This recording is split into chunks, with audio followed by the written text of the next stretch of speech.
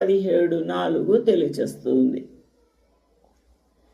కాబట్టి తాను చేస్తున్న పని ఏంటో, తను ఎటువంటి కార్యములను చేయించుచూ ఉందో భూప్రజలకు భూరాజులకు అవన్నీ కూడా అందులో నింపుకుంటూ ఉన్నది.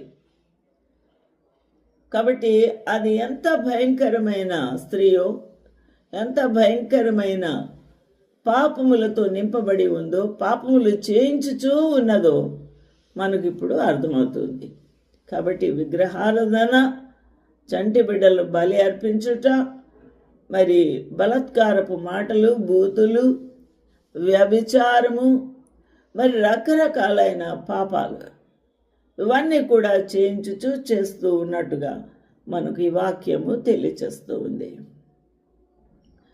ఈరోజున మనము చాలా జాగ్రత్తగా ఈ వాక్యాన్ని ఆలోచన చేసినప్పుడు మనము ఎటువంటి దినాల్లో ఉన్నాం. పూర్వకాలం నుంచే, ఎన్నో యుగాల నుంచే ఈ యొక్క అరాచకము జరుగుతూ ఉంది. ఈ అరాచకము జరుగుతున్నప్పటికీ, సత్యవాక్యము వెదజల్లుతూ ఉన్నప్పటికీ కూడా మానవుడు కళ్ళు తెరవలేదు, మానవుడు సరి చేసుకోలేదు, మానవుడు సత్యములోకి రాబట్టబడలేదు.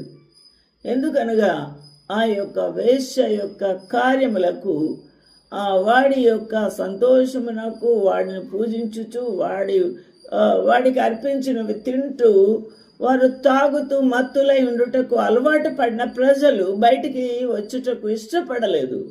అందువలనే వారు ఇంకా ఆ యొక్క మత్తులోనే పడి ఉన్నారు. వారు జోగిపోతూ ఉన్నారు పాతాళమునకు. జాగ్రత్తగా ఆలోచన చేద్దాం.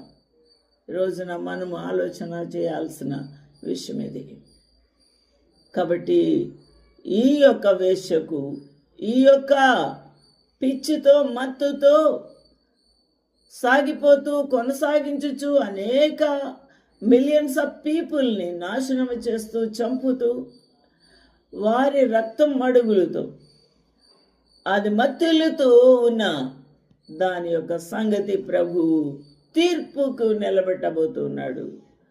ఆ యొక్క భయంకరమైన ఆరని అగ్ని కాసుకొని ఉంది, ఎదురుగా ఉంది వారికి.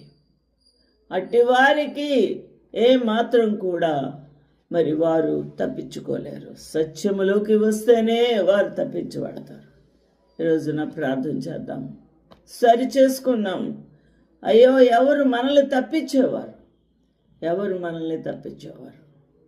ఆలోచన చేద్దాము. సరి చేసుకుంటే ప్రభు రక్షిస్తాడు. ఆలోచన చేద్దాం. ప్రభు మనకు సహాయం చేయను గాక.